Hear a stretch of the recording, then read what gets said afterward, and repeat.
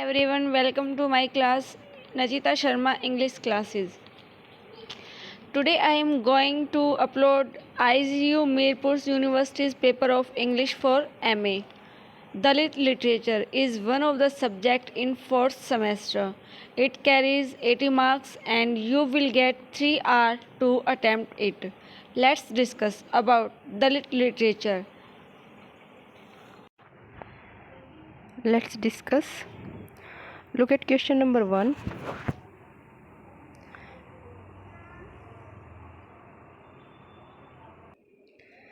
There are 4 parts. Each part has 2 optional questions. Right? Now I tell you how to attempt these type of questions. You have to carry 4 marks for each questions.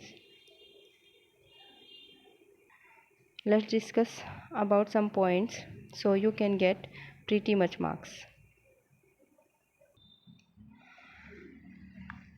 First point two remember, अगर आप इन questions को attempt करने वाले हैं, first of all right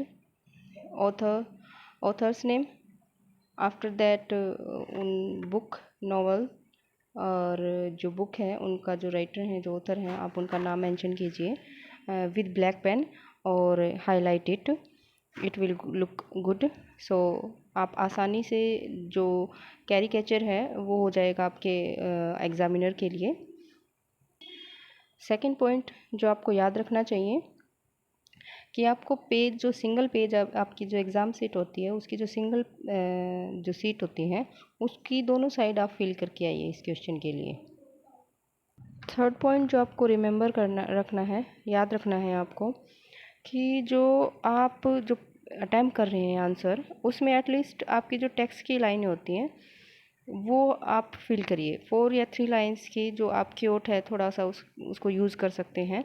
अगर आप quote डालते हैं उसमें से जो टेक्स्ट की लाइनें हम बोलते हैं, ये जो जिसको हम क्योट भी बोलते हैं मोस्टली, तो आप उन लाइंस को ऐड कर सकते हैं. अपने क्वेश्चन से रिलेटेड क्योट ही आपको यूज़ करनी है. आप ध्यान रखिए कि अननेसेसरी जो क्योट हैं उनको आप मेंशन ना कीजिए. फॉर एग्ज़ाम्पल, अगर आप फर्स्ट क्वेश्चन के ये जो फर्स्ट पार्ट है इसमें ये वाला क्वेश्चन अगर आप अटैम्प्ट कर रहे हैं तो आप, उसने पूछा है कि अबोलिश कैसे, उसने जब बोला है कि how can we abolish caste in India, तो आप अपने टेक्स्ट की लाइनें उठाइए इस ऐसे में से और उसमें आपको मेंशन, जो B.R. अम्बेडकर जी हैं उन्होंने मेंशन कर रखा होगा कि अबोलिश करने के लिए उनके पास कौन कौन से वेज रहे हैं या फिर कैसे इसको अबोलिश किया जा सकता है. मोस्टली रिलीजन जो बुक्स थी उनसे रिलेटेड जो क्योट हैं उस टेक्स्ट लाइन्स को आप उठा सकते हैं, तो आपका क्वेश्चन काफ़ी बेटर बन सकता है. After following these points your answer will be able to get good marks. Your answer will look good, very good. An examiner will impressed by your answer, and I think out of 4 you may get 3 marks. Best of luck for these type of questions. Let's discuss about essay type questions which carries 20 marks each. In questions को अच्छे से attempt करने के लिए आपको ये point follow करने चाहिए. फर्स्ट ऑफ ऑल आपको राइटर की बायोग्राफी लिखनी चाहिए. जिस बुक में या नॉवल से आपका जो क्वेश्चन पूछा गया है आपसे, आई टेल यू इसमें आप क्या क्या मेंशन कर सकते हैं बायोग्राफी में, and I think you should mention अगर आप अपने आंसर को थोड़ा सा वैल्यूएबल या इम्प्रेसिव बनाना चाहते हैं. आपको राइटर की बर्थ डेट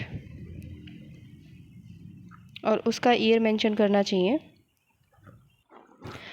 कुछ लाइनें आप अपने राइटर को इंट्रोड्यूस करने के लिए भी लिख सकते हैं, जिसमें आप मेंशन कर सकते हैं कि वो कौन से एरा या फिर टाइम पीरियड के राइटर रहे हैं. जैसे आप मेंशन कर सकते हैं कि वो विक्टोरियन पीरियड के राइटर रहे हैं, एलिजाबेथन के रहे हैं, या फिर वो मॉडर्न राइटर हैं. सबसे इम्पोर्टेंट जो आप अपने राइटर के बारे में बता सकते हैं और आपको मेंशन भी करनी चाहिए, आप इसको ब्लैक पेन से भी हाईलाइट कर सकते हैं. आप इसको शो कर सकते हैं अपना एग्ज़ामिनर को कि आपने जो वर्क उनका अपनी बुक अपने सिलेबस में पढ़ा है उसके इंस्टेड अलावा भी आपने इनकी ये वर्क्स भी आपने पढ़े हैं। तो आप वहाँ पे आप उस राइटर के वर्क्स भी जो है मेंशन कर सकते हैं, जो अच्छा इम्प्रेस डालता है एग्ज़ामिनर के ऊपर। इसके जस्ट आफ्टर आप अपनी प्रेस्क्राइब बुक की नोवेल या जो आपकी स्टोरी है उसके बारे में बताइए। यूज एटलीस्ट 2 और 3 लाइन्स, बिकॉज बाकी का तो आपको जो क्वेश्चन पुट किया गया है आपसे, आप उसी के बारे में लिखेंगे। ज़्यादा मेंशन करने की नीड नहीं है, बस आप बता सकते हैं कि आपने जो स्टोरी पढ़ी है या जो बुक या नोवेल आपने पढ़ी है उसके बारे में आप थोड़ा सा 2 या 3 लाइन में मेंशन कर सकते हैं। रिमेंबर, इनको आप ब्लैक पेन से हाईलाइट करें। फोर्थ पॉइंट जो आपको याद रखना है इन क्वेश्चंस के लिए कि आपको एटलीस्ट 7 और 8 पेज जो है फिल करने चाहिए अपनी एग्ज़ाम शीट के, ताकि आप अच्छे से बता सको अपने आंसर के बारे में जो उन्होंने पूछा है आपसे। और अगर आप 7-8 पेज फिल नहीं कर पाते हैं तो थोड़ा सा इसको लूज़, अपने जो वर्ड्स हैं उसको थोड़ा सा लूज़ करके लिखिए और उनमें मेंशन करते रहिए जो आपको सूटेबल लगता है कि हाँ ये आप एग्ज़ामिनर को दिखा सकते हैं, तो आप उनको ब्लैक पेन से हाईलाइट कर सकते हैं। उससे क्या होगा कि ठीक है, आप 7 और 8 पेज तो आप नहीं फिल कर पा रहे हैं, एटलीस्ट 6 पेज तो आपको इसके लिए फिल करने पड़ते हैं। आफ्टर दिस ये आप 20 मार्क्स का जो क्वेश्चन आपसे पूछा गया है आप उसको अच्छे से अटैम्प्ट कर पाते हैं। आप इस पेज पे अपने टेक्स्ट की लाइनें यूज़ कर सकते हैं जो आप लिख रहे हैं अपने पेपर में आंसर में, और जो क्योट हैं आप यूज़ कर सकते हैं। एटलीस्ट 1 पेज के लिए आप एक क्योट तो ज़रूर मेंशन करें। अपनी टेक्स्ट की लाइनों को आप याद कर सकते हैं अपनी बुक में से, या पोएम, या जो आपको नोवेल जो प्रेस्क्राइब किया गया, जो क्वेश्चन दिया गया आपको, उसके लिए आप क्योट याद कर सकते हैं। जो इम्पोर्टेंट कि जो आपका कंक्लूज़न है वो कंप्लीट कंक्लूज़न हो आपके क्वेश्चन का जो आप बताना चाहते हैं, तो वो भी आपको अच्छे मार्क्स गेन करने में काफ़ी हेल्प कर सकता है। I hope after this you may get good marks. Thank you. If you have any query, comment in comment.